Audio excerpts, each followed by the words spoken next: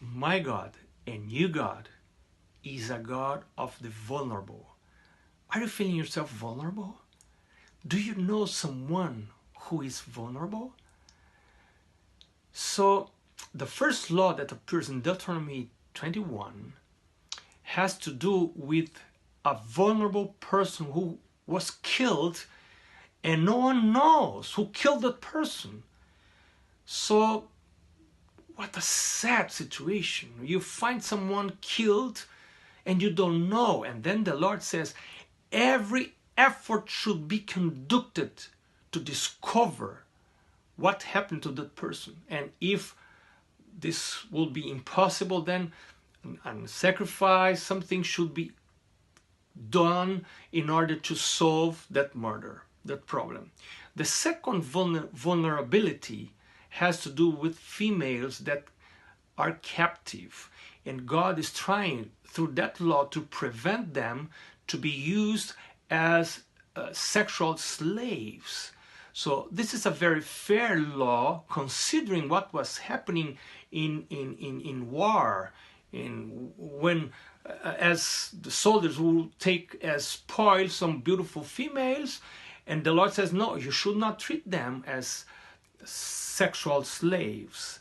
But if you want one of them, you may marry them. And then how to do that? Another vulnerable person is the son of the unloved wife. In the case, the Israelite would have two wives and he will love one and not love the other. By the way, love is a choice. If you marry someone, you are under an oath to love that person. Well, coming again to the story, you should treat children of both the same way. The one who is the firstborn, it doesn't matter if it's the firstborn that were born from the unloved wife, that son should receive the inheritance. Very interesting. And there, the end of the chapter, there is another kind of vulnerability. If you have a son who is rebellious, who is a drunkard, a glutton, he's vulnerable.